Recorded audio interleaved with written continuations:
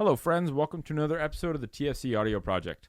On this episode of Shop Talk, Mike and I talk about balance. Not balance in the sense of balancing on one leg, but balance in terms of work-life balance. Seeking balance when it comes to food, technology, stress, and balancing training and recovery. Our goal was really to air out the process of working towards balance in life in general, and I hope you find the topic relatable and helpful in your own life.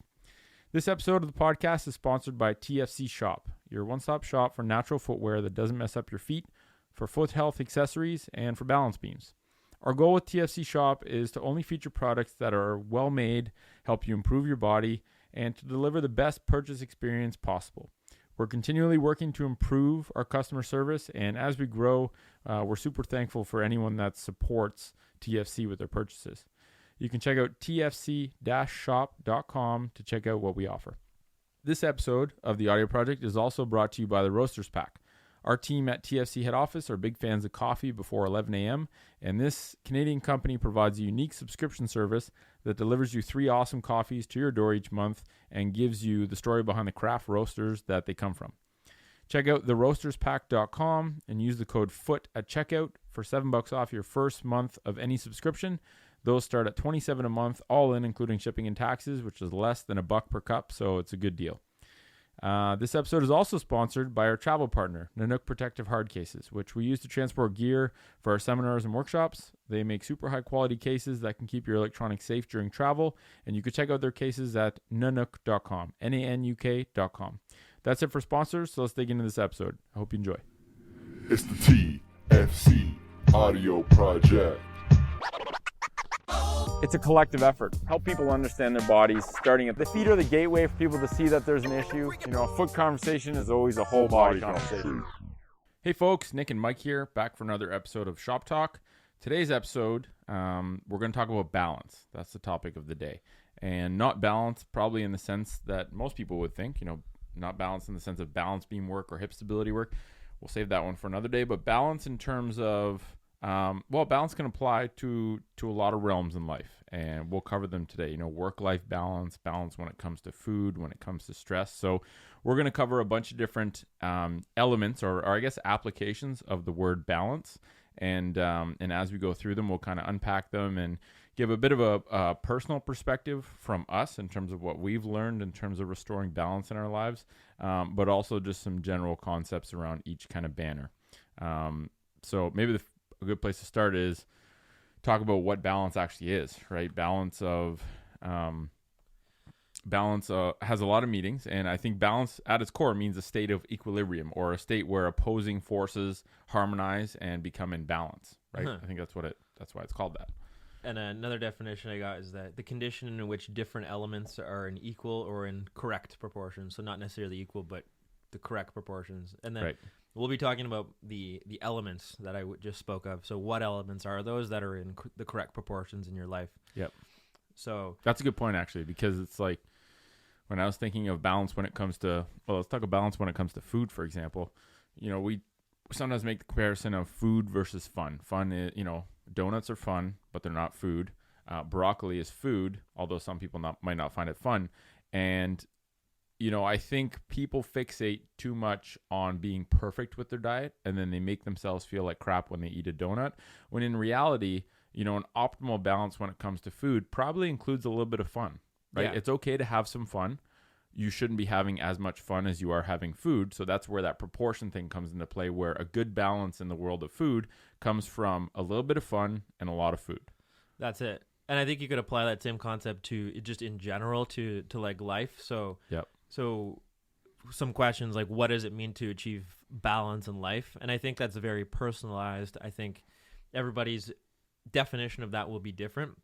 But I also think people need to find what that means for them and not get influenced by the slew of things that can influence you in terms of that. So culture and society, we'll get into that. But I think this like, the big thing is, how do you find balance? What does it mean to you? What are some strategies you can do to find balance?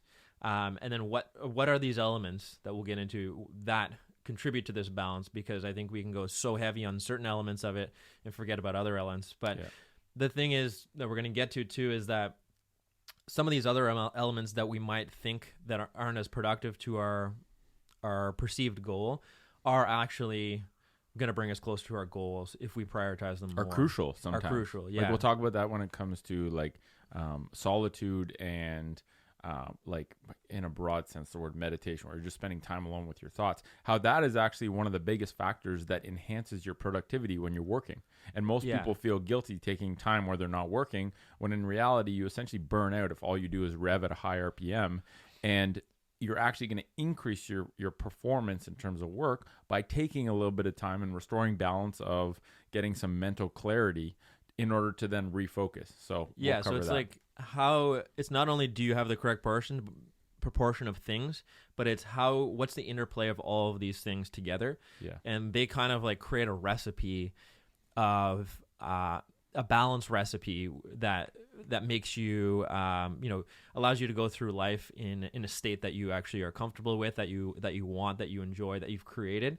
So it's like creating the interplay of things and realizing that they all feed each other if you set them up in the correct proportions and build from each other, which is kind of cool. It's like the chemistry of the balance that you create determines your, not only like how you enjoy life, but also your health and everything surrounding it too, your health and wellness and well-being.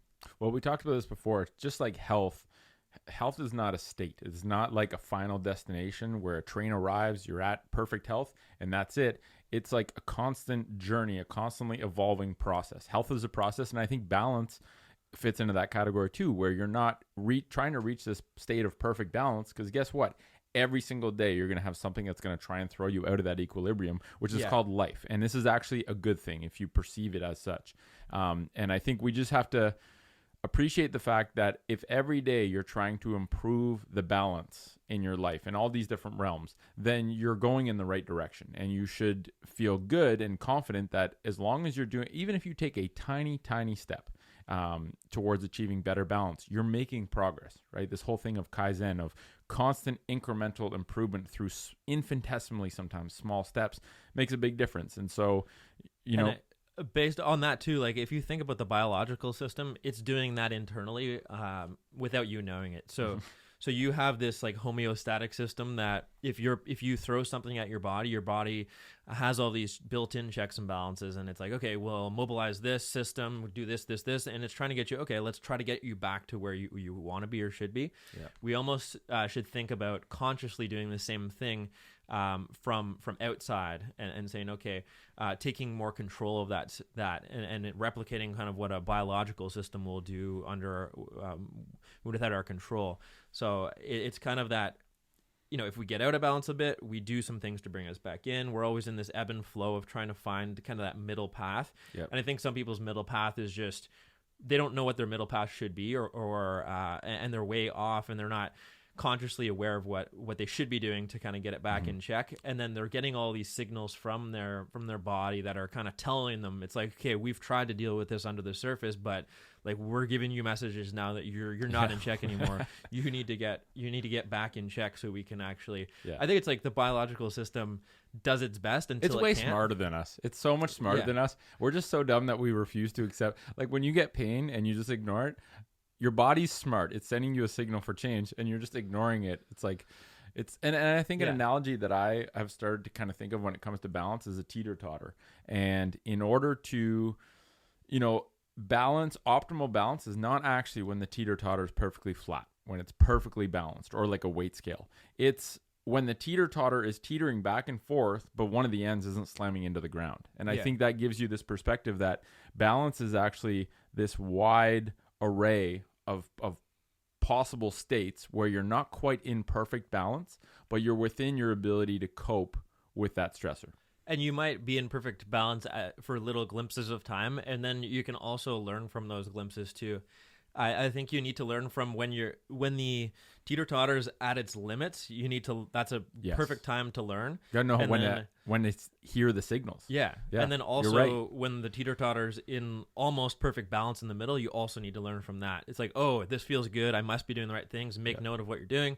Oh shit, I'm almost hitting the ground on the teeter-totter. What's going on here too? Exactly. Try to do the things that kind of get you into that middle balance a bit more. And sometimes knowing, like you just said, reflect and trying to, like if you're right in the sweet spot, right? It's kind of like being in the sweet spot when you're on a balance beam. You're like, oh my God, this feels so easy. What's going on here? It's important to reflect on how you got there because that helps you get back there. And for some people, I really think that a journal or writing stuff down is the most powerful tool because it gives you a record of what you did, you know, before that day or the week before, and gives you hints as to try and problem solve as to how the hell did I get to this place where I feel good, so that I know the path to get back here when I'm really out of balance. And maybe that's the purpose of emotions in terms of like, if you think of pain and suffering on one end of things, but then like joy and just the feeling that you're feeling good, feeling happy, feeling. That's a signal. This is like, oh, okay. So we always say like, learn from your pain, learn from when you're feeling like shit. Like there's going to be things that you're doing but the opposite is just as equally true. Learn from when you feel good, right? Yes. I think we haven't talked about that much, but that's just as important. I agree. So now some of the elements that I have, like, and we'll go through some of them, but these elements that are imbalanced, what are those? And they might be different for different people, but some of the ones that I was thinking of is just your work. Okay. So that's going to make up a big part of your life, but also balancing it with just to kind of outline them, like play would be another one for me. Leisure, self-development time, fitness and exercise. We'll get into the nutrition piece, and then relationships, family, community, and all of that. It's like, these are a lot of things. Yeah, and I feel like everything you just said is essentially unpacking the word life. Because the first thing I had written down is work-life balance. And work-life, people talk about this all the time, but it's a very abstract concept. Because like, what is life? What do you mean by life? I'm living. Does that mean I have a life? Yeah. And it's like everything you just listed off is essentially a subcomponent of the life. And if... You know, we even talked about this before the podcast started. We live in a culture that glorifies and over-sexifies the person who grinds nonstop, who doesn't sleep, who makes a ton of money, who buys a bunch of shit that they really don't need. And I think that example, that over-glorification gives people this internal conflict where it's like, okay, I'm grinding, I'm trying to do as much as I can to make as much money as I can at the expense of my life, at the expense of my health, at the expense of my relationships. Yeah. And like, that's a terrible balance, but it is glorified in common culture. And I think we just need to correct that, because the people who are doing that and succeeding at doing that, or what they see as succeeding, are sometimes the most miserable, unhealthy people. Yeah. It's like, what do you if you prioritize, if the end goal is money, let's say, that might be an effective way if the end goal is money. But if the end goal is everything, like in terms of, if the end goal is balance, if the end goal is well-being, if the end goal is health, then that is not the way to do it. So that's the confusion there for a lot of people, is they're just getting their end goal wrong. They're thinking that money is the end goal, but money, again, may filter into you having more of a balanced life. It's kind of this thing, but it's not the absolute end goal. And I think that like, what is the cost of that money? Because I think you've seen it. I've seen it in patients that work super hard their whole life, are now like 65 or 70, and have essentially burned out their body from a life of hard work, so that they have all this money. They've pooled up all these treasures, and they can't even do the things they want to do because their body's breaking down as a result of the cost of getting that money. Yeah. Right. And all of those people that I've asked and kind of talked to always say the same thing. I wish I would have focused more on enjoying my life while I was living, instead of waiting and kicking the bucket down the road and sacrificing my health and happiness for 60 years to try and enjoy the last 40, because guess what? Now my last 40 are miserable. And the other thing is, like, it's crazy. They didn't have balance the whole way leading up to the point where they think they're going to enjoy things, but then they don't have balance again. Yeah, it's exactly. Like it's like, oh man, like I've just given up everything now. My goal is to, like, laying on a beach in the sun is like not.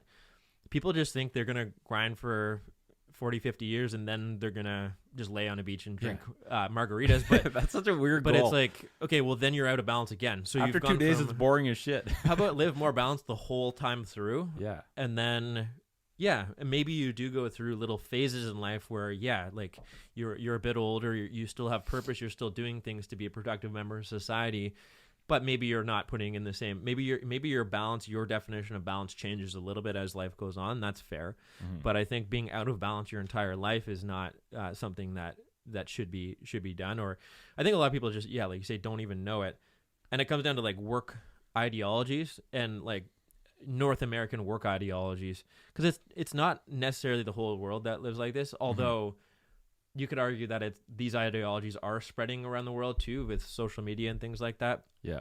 But if you think about even just looking at some of the vacation allowances from different countries, you will see that, okay, different areas of the world, they treat this a little bit differently.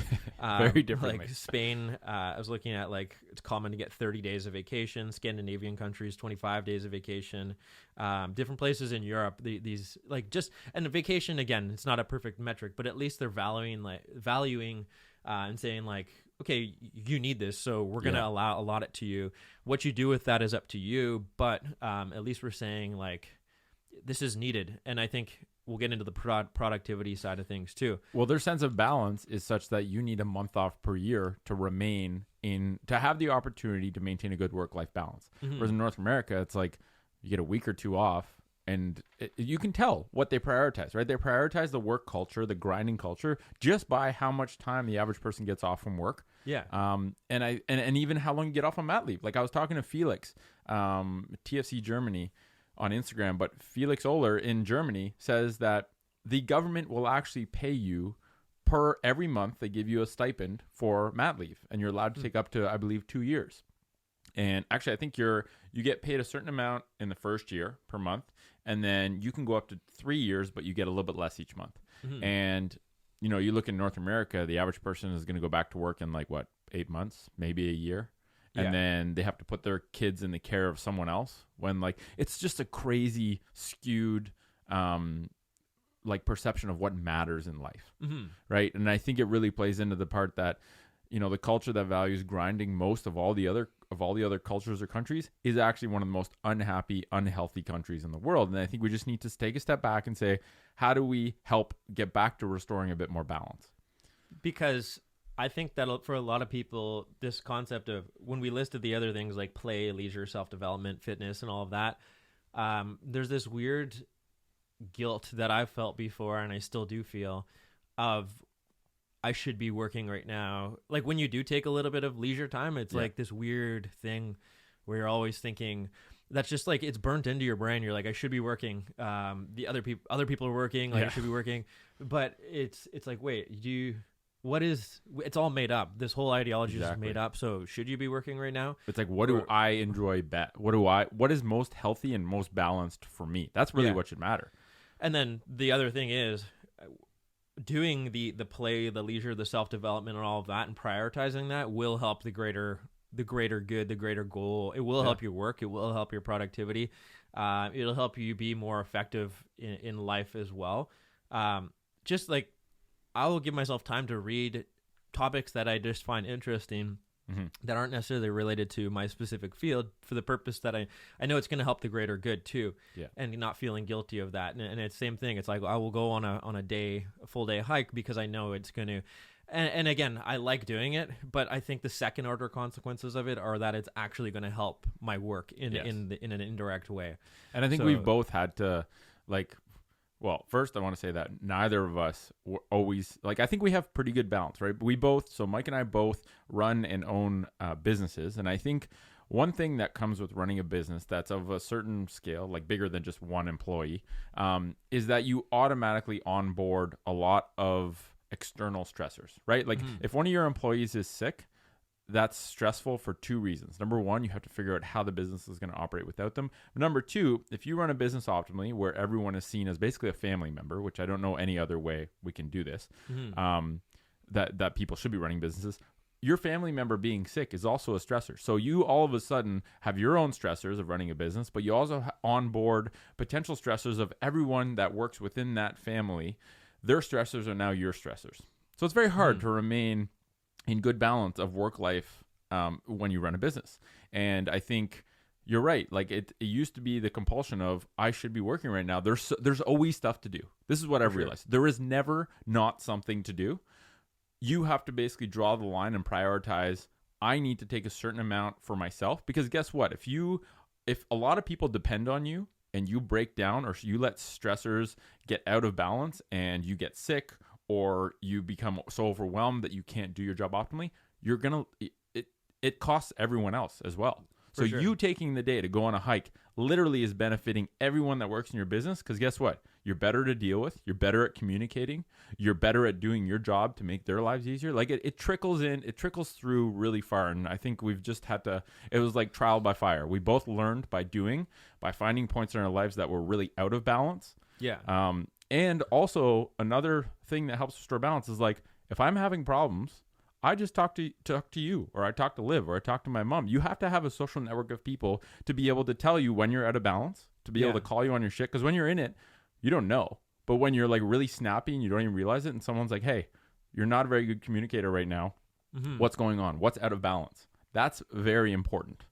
Yeah, and there's always things, like you say, there's never not things to deal with. And sometimes you can even, you have to keep your mind in balance too, because you can be like at a dinner, and then there could be like three different like two different conversations going on in your mind, and then like another thing you're thinking about all at once. Yeah. So you're like, you could theoretically be like, oh, I'm going out to dinner with friends, and say like that's keeping me in balance, but then you can be thinking about all these things while you're at dinner. Yeah, and if you have your phone right next to you, guess what? You're not at dinner. Yeah. You're halfway there. So it's like, is your mind at balance? So you need to think about, I think, just like you say, not feeling guilty about if this is actually going to benefit me, and I'm going to let myself have this time for myself, and not fake it and think I'm doing something good for me, but actually thinking about all this other stuff while I'm doing it. Yeah. And then that actually helps everything. And it's like not the end of the world. It's good to clear your it just keeps you more at bay, and just kind of, it never puts you in as deep of a hole when you can just let things go and realize like, oh, I'm just, everything's just, once you go outside, and that's why nature is so good for this, is just spending that time in nature will show you that you're just you're really just an animal, and that's what it comes down to. And all of this other stuff is made up, although it's stuff that you have decided to partake on. It is made up though, so everything is kind of just remembering that, and I think that's a big part of balance. People don't realize that over time, and they create these stories in their head that just get so blown out of proportion, and they think everything's the end of the world, and that just tears down their health too.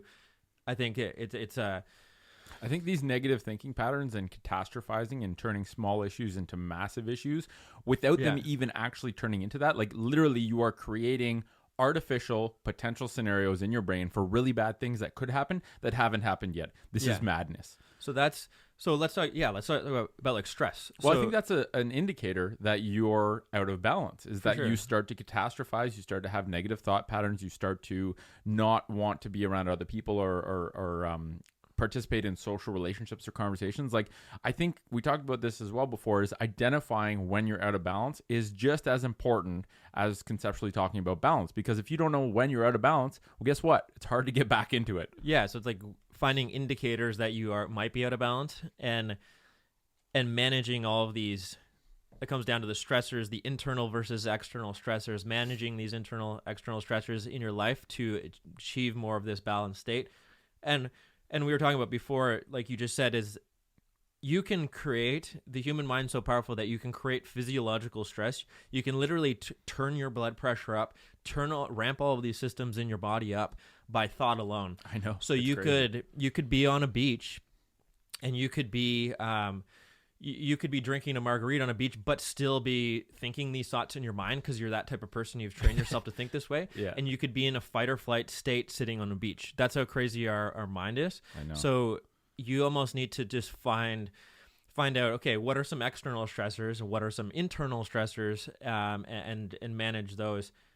And then externally, there's so many different external stressors that we need to balance. Like, your exercise and fitness, like your physicality, needs to be balanced with your time spent. What about sleep? Sitting. Sleep has a bad rap. It has such a branding problem. People think that, like, it's basically the less you sleep, the cooler you are, and the more harder working you are. Yeah. It's like, that has to change, because I think it's starting to. why is it cool to be unhealthy? That's so friggin', it's so frustrating. Why is it cool to do unhealthy patterns? You see that with different. It's weird culturally.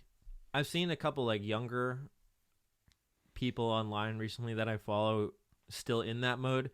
It's like, it almost takes, you need to figure that out yourself. I've seen people talking about like the grind culture is getting mixed in with the, I think a lot of these people that are successful, really successful, you hear what they actually do and you're like, oh, they actually sleep and they actually do things. The most successful people long term that can maintain it have to be healthy, because if you're not, you can't continue. It's a game of energy. So I guess you could talk about the balance of your energy, and if you're pulling too much energy out of your system and demanding too much energy out of yourself but not replenishing your energy is going to be out of balance, and then you're going to suffer in the form of something. So I think really successful people are good at avoiding the catastrophic out of balance events, right? Their spectrum where that teeter-totter can go is much broader, because you develop like this resilience where you can handle a lot of imbalance without getting so far out that the teeter-totter slams into the ground. So I think so you could think of the gas tank analogy. Like, they're good at what is burnout? Burnout, like, you could say, is like running out of gas. Like, you could think of it like that. So they're good at they're good at filling up the tank before they're maybe good at like playing around with it. The person who needs to fill up when it's like half a tank, because they're maybe they can go really low, so that they just go before being empty at times, and they know how to. The thing is, you have to know how to reflect. Like, oh wow, that was a close call. I'm not going to go that close, because the smallest thing added could have really thrown me, could have made me fail in some respect, could have put me so far out that it's catastrophic. And I think so maybe it's good to test where that limit is. That's I think what it is. Jordan Peterson talks about when he talks about the concept of when you're young, it's good to see where, he's like, I wanted to see how much I could actually work. Oh yeah. So he's like, the period of time I was like, what's my limit on working? So and it's just that, like, just having that in your mind. Okay, that's what happens when I go this hard. Okay, cool. So now let's back off from there. Yeah. At least we know it, and then we have a better idea of it. It's awareness. You have to be aware of the limit to know how close you're able to play with it. And I think the biggest thing that's missing for a lot of people is awareness. And where does awareness come? Well, it comes from when you're able to reflect with an uncluttered mind on what are your stressors, what are the major stressors, and how are you feeling? How are you feeling, and how do you restore balance? And guess what? You only get that decluttered mind when you reflect, and you only are able to reflect when you basically excuse yourself from the chaos of day-to-day life, which means prioritizing time to just spend on life. And if you don't prioritize time spent on life, which includes solitary reflection of processing your mental thoughts, you're walking around with a cluttered brain every day, and you're reducing actually your ability to be productive. And it's like this vicious cycle. Well, I don't want to take time for myself because I should be working. But when I'm working, I don't have kind of a clear mind, because everything is just jumbled up chaos in my brain. And it's like you continue on this carousel. It's not until you actually take yourself off the carousel, spend time not working, reflecting, thinking, that you can then get back at work and actually be more productive. So it's like people just have to be aware that that's of value. And everyone seems... You ask people how they're doing, and I think the most common answer, how have you been, when you ask somebody, is busy. Like, it's always like, that's the most common thing I'm hearing these days. So, and it's almost like people come in like flustered into the clinic sometimes, and they're like running in, they're like out of breath, and I'm like, how are you doing? And then it's becoming less common to see somebody come and be like, oh, I'm like doing pretty good. Like, it's almost a reflection of, like, no one says... they're not that they're using the term balance, but everyone is basically saying that is, I'm out of balance. I'm out of balance. Exactly. How are you doing? Out of balance. And it's like, busy really means out of balance. Basically, they're just saying all you have to talk about. So you're like, oh, okay. And then I'm like that too. I'm like, how you been? Like, busy. Like, things are busy. And it's like this weird thing that is somehow good, but also bad. And I think people are just creating these like lives that are defined by busyness, and then everything's always busy. So like you say, they never have time for what you just said. They never have time for the reflection. But it's weird. So the question is, do they not know it's important? Like option one, they don't know it's important to make time for the other stuff. They think that that's all that matters, so that's all they're doing. Yeah. Number two, they know it's important, but they feel that they don't have enough control over their lives to actually prioritize it. And I think that is one of the biggest stressors. When you know what you're doing is not aligned with your life values. If your value is, I want to be healthy, I want to be happy, I want to have good relationships with my family, but your life is such that it's so busy and so chaotic that you can't do that, that alone is this very big internal stressor that I think conflict creates a lot of problems for people. It's like the bigger the gap between the bigger the gap between the way you want to be living and the way you are living, creates, like you say, even more stress. Well, we covered that. So the ideal self and the actual self, the further apart they are, the more stressful every single day is under the hood. Yeah. It just is. That's the thing. We played around with this concept before, but the idea in like sports that a team will have, like in football, for example, a team will go through the season and they'll act a different way in the season and then they'll have an off season. So maybe you can apply some of those principles to life too, where it's like maybe you have these kind of micro and macro on season, off seasons throughout the year or over time, which can help. And like, what is the off season meant for in like football? It's meant to rest, recover, rebuild, get stronger, prepare, work on skills that you might not have been able to work on when you are in the on season. So all of these things that you now have time to work on, the things to patch your holes up that will ultimately help you when you're in the on season again. So because in the on season they'll show that like football players will actually get beat down, they'll get broken down, they'll get weaker because they don't have the energy and time to spend going so hard in the gym. They can't work on, so it's like all these things, and both are necessary because the on season is what is needed to produce the results, and that's where you can take advantage of all the hard work you did in the off season. And the off season is a chance to build resilience so that next on season you actually have a bigger capacity to handle stress, or you're better at. And like, so like, what if you never have an off season? Yeah, people don't have off seasons. No. That's a good point. What if a football player never had an off season? They just played every week for the whole career. Yeah, they just get destroyed. And that's what most people are doing in life. With work. Exactly. You know? And like we take that same approach. Like in July, I had an insane month. It was a lot of travel. It was like 4 countries. Every single weekend I was away. I traveled a total of 60 hours to be in a country, to be in Bangkok for 20 hours. I'm not saying that's a good thing. I would advise no one ever do that. And looking back, I probably wouldn't have done it. But that's one of those experiences where I wonder what the limit is. I wonder how good I can be in all other domains of my life, in terms of sleep, in terms of food, in terms of time spent just reflecting on my thoughts, so that I can buffer this insane stressor that's stupid to do, but just needed to be done. And then the month after took 2 weeks where it's just like, I just want to relax and disconnect a bit. It doesn't matter that there's a ton of stuff that needs to be done, because if I try and just go straight at it without an off season, I'm just going to destroy myself and then I'm not going to be able to do anything. Yeah. So I think people just need to think long term. I think part of that is an awareness of time, long-term versus short-term thinking. Short-term, working hard every single day makes you a lot of money in the short term. But guess what? Long-term, you only have a wick that's so long before the candle completely burns out. Exactly. And I think we go through this basically roller coaster of grind really hard, get destroyed. Whether that's get sick or have some sort of catastrophic relationship event or whatever, we have to be better at knowing those two limits, like we talked about before, and just meandering in the middle, so that we go through times of more or less stress, but we never hit the tipping point of just getting crushed. Exactly. And that just made me think of another analogy to fighting, for example. Like, look at you're saying long term versus short term. So if you look at like fighters, for example, boxers that last the longest, they're not the ones that go guns blazing every fight. Yeah. They're the ones like Floyd Mayweather, who can play defense, schedule fights out, with greater distances, play defense, not get hit as much. Yeah. So maybe this playing defense concept is not just go, but the defense might be, okay, do the things on the back end to help you recover and not get burnt out from the offensive stuff. Because if you're always going offense and you can't play defense, you're just going to get blown up, and your career won't last as long if you're an athlete or if you're an individual. That's a very powerful analogy, because a lot of people don't think the way Floyd fights is sexy, and it's probably not.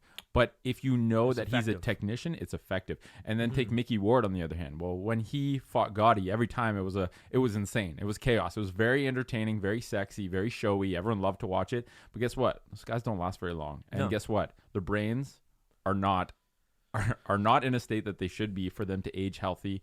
You know, a lot of these fighters that were the flashy ones for a short period of time, all of a sudden they have brains that don't last very long, right? They don't live a very good. We don't see Mickey Ward how he's living right now. We don't see how Gotti's living right now, right? We see how Muhammad Ali's living right now, right? And he's definitely not.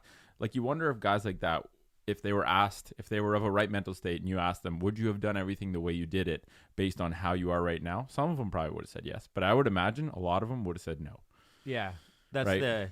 I guess that's the concept of, if you, whatever you're doing, are you in control of that? Because again, it's like a lot of smart athletes would say, since we're on the athlete subject, I know the risks involved, and I guess I'm living my life imbalanced right now, and I know that, but it's for this goal, and then maybe have a different plan on the backside of that. So it's what your priorities. For them, like making $5 million a year for a 10-year period is worth it, right? For them at the time. So, but again, I think is it worth it for you, or do you not even know? Like, are you aware of it?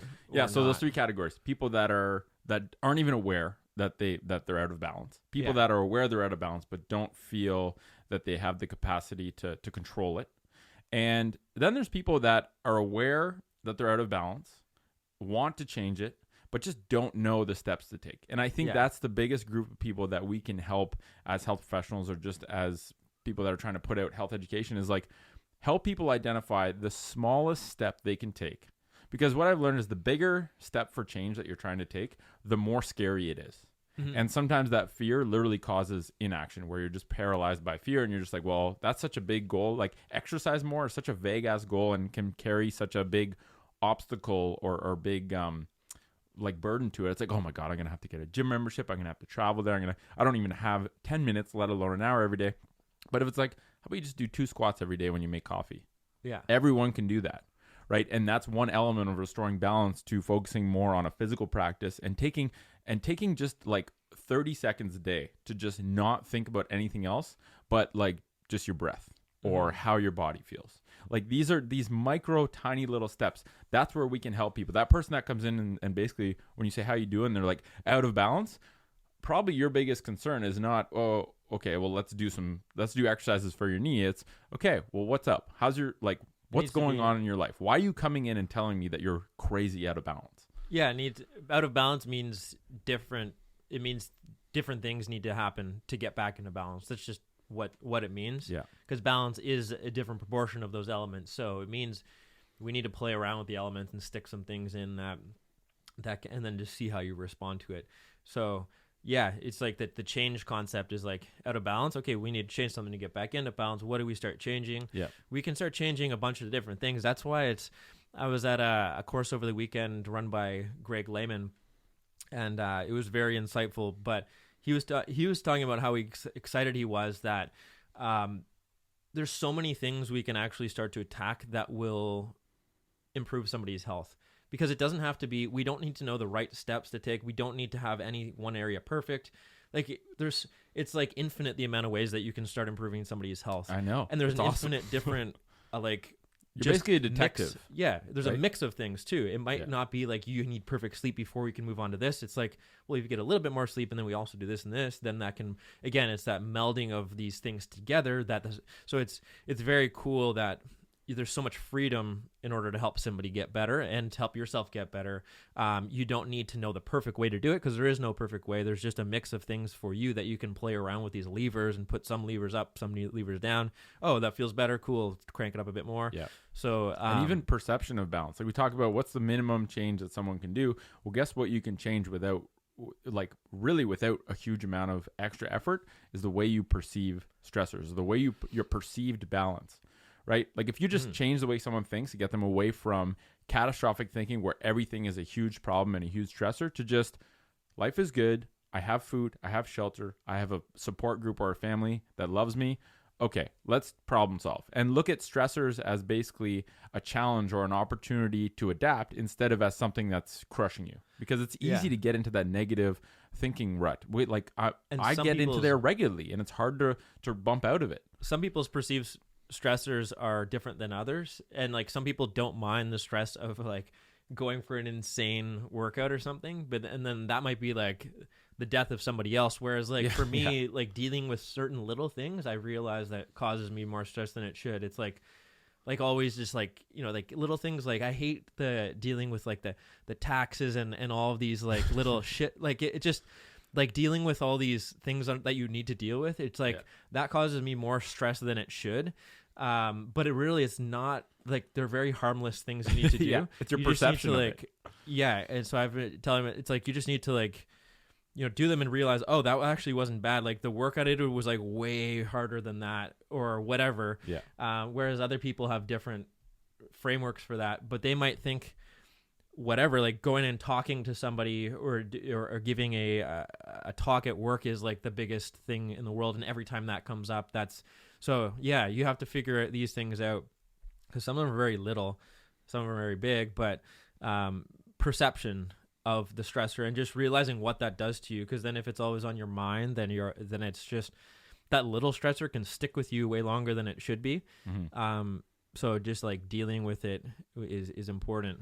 Well, another kind of scenario talking about balance is balance when it comes to your physical training, right? Like balance between training and recovery and understanding when they're in balance and out of balance. Like this is something we see firsthand, because really what is an injury? An injury is you exceeded the adaptation capacity of a certain body part. Like you pushed your body, you exceeded the tolerance limit of your tissues. So you got so out of balance, the teeter-totter smashed into the ground, you got so out of balance, which is fine because you know what? Injuries are part of learning. Every injury you have is an opportunity to learn about a problem maybe you didn't know existed or to learn where your limit is, right? But I think people look at injuries, if they don't have a strategy to be able to deal with and understand and rationalize why the injury happened, then it seems like a stressor that they don't know how to deal with, they have no control over, and it's hard to get back into balance with just basically bringing yourself into, like, people just don't know when to recover when their training has gotten too intense. And that imbalance is a massive problem. That direct, like back to that course over the weekend, Greg calls this these endurance copers. So they just keep pushing through until tissue, for instance, is sensitized and don't know that, and he calls a subset of them accidental endurance copers. So they don't know that they're doing this, but they keep pushing into it.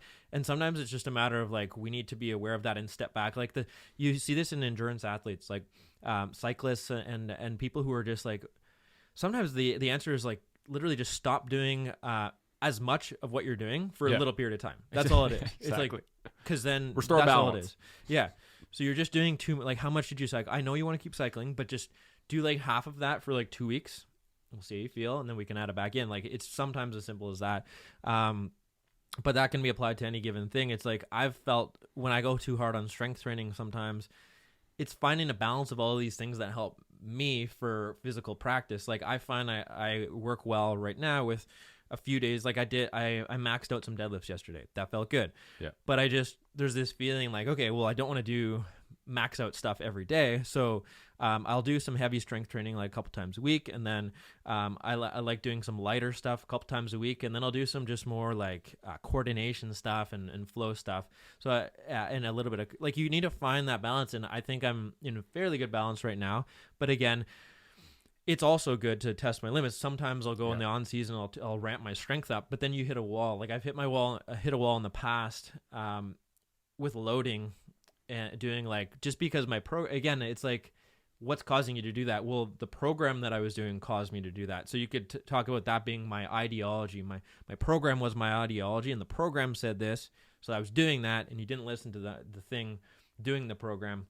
You didn't And listen then to your body. you didn't and then it listen let to you the get out of body, balance. and then something happens, and it can just be fatigue. It can be like a little bit of like whatever it is, back irritation. You end up getting injured, whatever it is. But it's like, oh, okay, I was doing too much of this, not enough of this. So finding that balance physically is very helpful. And the opposite is true. Like I'm talking for like we are physical people, and the physical culture is really important for us. But the other end of things is like, oh, you're doing not enough. Like you're sitting on your butt all day. To continue. And you need to think about restoring some physical stress back into your life and pushing your physical body and revving your engines up once in a while so that we can actually restore that balance. So yeah, like physicality is another realm that people need balance in. And I've gotten in the habit now of saying, someone that's sedentary, that basically sits most of their waking hours, instead of saying you need to exercise, I just say you don't need to exercise, but you need to move. yeah. And I think that verbiage takes down a barrier, because exercise has this really, like, we ruined exercise. Like modern culture ruined exercise. We look at it as like something that is a chore that you need to do to not get fat, that is boring, that is dry. And it's part of it is because we've removed this element of play where there's a joy with moving with other people. So we've removed the sense of community a lot of times. But just saying you need to move more. And you know what that starts with? Stand for the 2 minutes at the end of your day before you leave for work. Stand instead of sit. Like, give them something so infinitesimally small that, or like every time there's a break on the show that you watch, stand for 1 minute. Yeah. No one's going to tell you they can't do that. They might feel like, oh, well, that's not going to make any difference. Well, guess what? If you do it every day, you've stood for seven minutes in a week. That's way more than what you're doing right now. And then so note how you feel from there. Yeah, and guess what? When the ball gets rolling and they feel how good they feel when they move more, you don't have to be the cheerleader anymore. They just do it. Yeah. And it's like people just have to be aware. Are in control of it. Exactly. Now. They just have to be aware.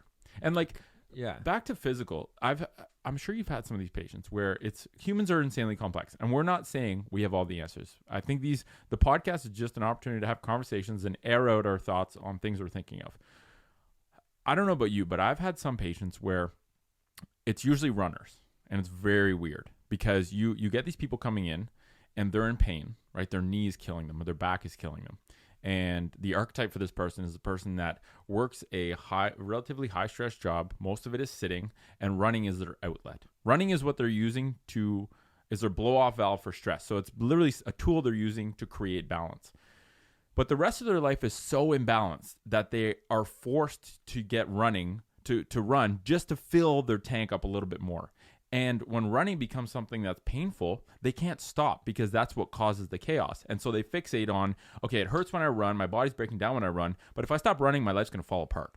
And they've identified so much with being a runner that it's literally like a crisis they're going through because, oh shit, the only thing that kept me in balance or in perceived balance was this thing, and now I can't do this thing. And now it's creating an imbalance. So like troubleshooting with people and helping them to problem solve is, I think, the most, and in order for that person to approach you and be honest, because those people, you're like, okay, well, we're working on this stuff, but you're still running through pain. Like, why are you so dead set of doing this running program? Well, it's because the rest of my life feels like it's in shambles, and running is the only time that I feel I have time to reflect, or it's the only certainty in my life. It's the only thing I feel I have control over. And I think with that person, if you just talk about running in their knee, you're going to miss out on the actual problem. And I think that's where, if you're someone that wants to, like you said before, there's so many things you can help people with when it comes to health. If all you're allowed to help them with as a physical therapist is their physical body, you've removed so many important tools. That's it. Like that person probably, maybe there's a conversation about sleep or taking 5 minutes a day to reflect on their thoughts. You're not a mental health professional, but you're allowed to give that person advice about how to improve their mental health. Like and you might not crazy. be exactly, and you might be the only person making sparking the awareness in them. Yeah, because they might not. And again, if they do need more, let's say you've identified crazy mental health issues, the doctor's not having that conversation. No, put it that way. And you might not be the person to quote unquote like directly help them with that or fix them. if you identified something like that's really in need of addressing, but at least you can make them aware of it. And then if they need more help, you can send them to somebody who deals with more with that too. But you might be the only one to actually make them aware of this. And sometimes the awareness alone is enough to start making a change. So it's important as a healthcare professional, no matter what area you're in, that you keep the other, I hate this, like this stay in your lane thing. It's like, no, you want to know the whole thing. So you can specialize in your lane, but you need to explore all the other lanes too, because maybe it's just a matter of, like you say, the knee's not the issue, the knee isn't the issue. It's the whole, it's everything that needs to be addressed. And it's a the global state of balance. The knee's one of the things that's the alarm's going off in the form of knee pain. The alarm's probably going off in a bunch of different areas too. So all these alarms need to make them aware of. And I think, like, the more we talk about this, the more I realize it really all, if you taper it down to one word when it comes to how do you correct imbalances, well, the biggest word is awareness. Mm-hmm. Awareness that there is an imbalance. Awareness that you have the ability to get back into balance, right? The awareness that you have this sense of control and empowerment that you can affect. You are in charge of what happens in your life. Okay. Sometimes it doesn't feel like that because of all these obligations or the chaos of life, but you are in control. You can take 1 minute and get away from your phone and just close your eyes and breathe. You can do that. Everyone can do that. Right. And sometimes that's an anchor to be a reminder to be like, oh, I am in control of my life. And without that feeling, if you don't feel you're in control of your life, that alone is a huge stressor that puts you out of balance always. Mm-hmm. And I think the last topic to kind of talk about before we wrap it up is balancing the people's relationship with technology. Because I think technology weaseled into our lives so that it's basically completely intertwined. And it happened so quick we didn't really realize it. So, like, for example, putting it into context, people need to have better balance with their phones. Yeah. If your phone is this little leech that's latched onto you at all times and you get anxious when you're not with it, you have a serious imbalance in your relationship with technology. Yeah. And we've both gone through certain times. And like we talked about, finding balance is this dynamic process that you're constantly trying to figure out. You're never going to have perfect balance. But, if you let comments on your social media profile affect your mood, you're out of balance.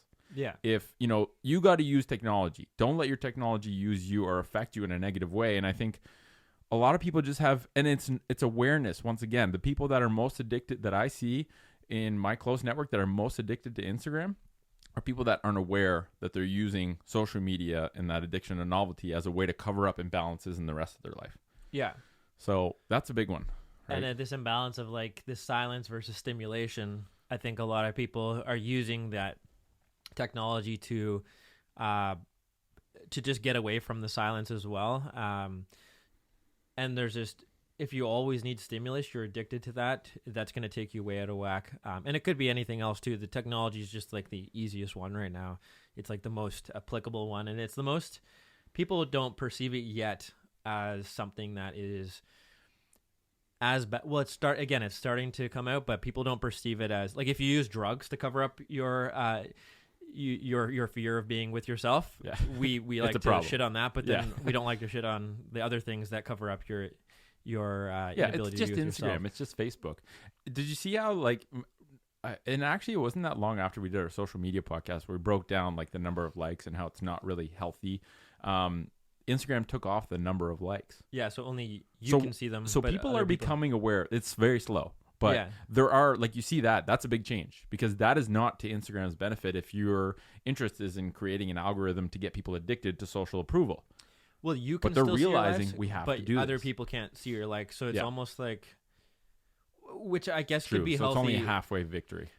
But now at least you're the only one knowing. Like, if you think of, like, let's say somebody who's taking photos of themselves and they're really insecure, and if they post a photo and they see that it only gets like 100 likes versus, and their last one got 250, they don't want everyone else to know that it. So at least it's taking that away. It's whether they so personally it's just them. Care. It's like, now, do you personally care? Like, no, other people can't see it anymore. Yeah. So are you the one to take your photo down because other people see that you didn't get likes on it? That's interesting, right? So it's almost like it's gone halfway there. The next step would be like, if you took away all likes, then it would be like, well, you don't even know how this post did. You don't know if other people liked it or not. I don't think it's they won't do interesting. that for sure. They won't. But they're trying to find balance. They know they detected something as being unhealthy, and I think that's a big step, showing that the technology companies are doing things that are not necessarily in their. I think they're just thinking long term, because if they continue down the path of people being unhealthy, then they're shooting themselves in the foot by not taking steps that in the short term might be to their detriment, but long term is going to turn people away from their platform. So it's interesting to see how they're navigating it. And people will get used to it too. Like anything, as soon as something changes in a social media platform, they're like, bring back the old way, and then it's like, then they just get used to it. And then a week later they're like, oh, I forgot. I think I think it is a good move. And it might be a minor move, but I think it is a good move. I think including with technology, not just social media, but and this is something that I personally struggle to always find balance with, is email. Because if email is on your phone, you constantly have a portal for work available to you at all times. And I think just like people are afraid to be with their own thoughts, so they use novelty like Instagram as basically an avoidance tactic to avoid being with their own thoughts, because it might be so scary, or they just don't know that it's valuable, whatever it is. I think being constantly busy is a different form of the same adaptation. If you're always busy, you never have to be by yourself. You never have to reflect on the fact that that you don't have a sense of meaning, or that your life is chaos under the hood, because you're busy, so you're distracting yourself. But it's that same vicious loop. If you're on that carousel all the time, you need something to bump you off, and I think that something is awareness. Back to the same thing. Yeah. If you're aware there's an imbalance, and you're aware of things you can do to start solving the imbalance, to rectify the imbalance, then you have everything you need to make that change. And if you don't, then it's just continuing to think of, why am I not changing things I know are a problem and I know how to change? Mm-hmm.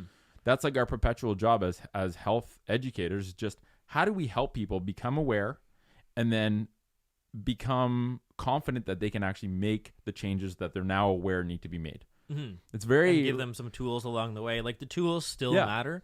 They matter a lot. It's always the nuances. Like, you get pulled away from the specifics sometimes. You can go too deep into the specifics, but then you can also go. You can also forget that the specifics also matter a lot. Yeah. Like, there's much better ways. You can be like, well, all the specifics don't really matter because they need to get all these other things in check, and they're. And so that specific exercise doesn't matter, but it's like, but it also matters, right? So you might address that. It's not just that exercise that's going to help them, but that one is way more effective than these other ones too. Yeah. So it's both. Yeah. And people can't, it's weird how on social media you see that there's these like ebbs and flows of things, and people kind of get away from that. They're like, what is this? This doesn't, we shouldn't be so concerned about these things. It's like, we'll also be concerned about those. If you're just looking for good results, you can hit the specifics well, and you can hit the general well. Like, it's both. And I think that like strategies and tools, like if someone, the picture that I see in my brain is like this massive dragon, which is modern society, which is stress, which is the chaos of modern life. And then you have like a knight, right? Or the female version of a knight, to stay politically correct. You have a person that's fighting this massive dragon. The dragon is intimidating as shit. It's this big dragon. They don't know how to defeat that dragon. But guess what? If you have a conversation with them and you help them become aware of the weak spots of that dragon, or you give them a tool, right? You give them a sword. Well, guess what? They're a lot more confident now that they can start to fight the dragon. You can't fight the dragon for them, right? You're not giving them the miracle, but you're equipping them with what they need to be able to feel confident that they can start fighting the dragon. Mm-hmm. If you give them a sword and you're like, if you hit it in this one tiny spot, the whole dragon dies. Right? Yeah. That might be the rate limiting. That might be the smallest thing, in reality, that might be the smallest thing they can do to start affecting change in a positive way. And you make it so easy and you support them so much that they feel empowered to do it. That's all it takes. Yeah.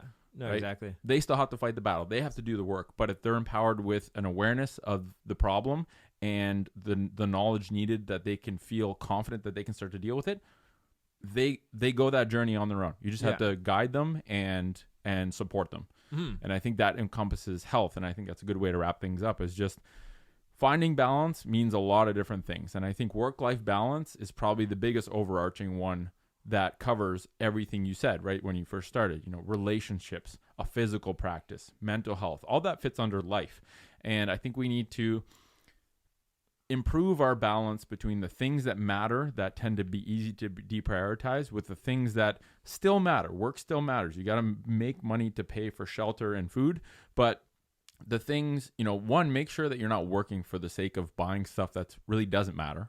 Yeah. Right. Like, is having a nice car more important than having a good relationship with your family? I think most people would say no, but most people also don't like it. Yes. But then they're acting in discordance with their life values. So make sure you're living according to the true values that you have in your life. And I think everyone wants to be healthy and happy. And in order to be that way, you have to be within that kind of spectrum of balance where the teeter-totter doesn't have to be perfect. You don't have to have perfect balance, but you need to know where the limits are and identify when you're exceeding them and feel confident that you can bring it back into balance.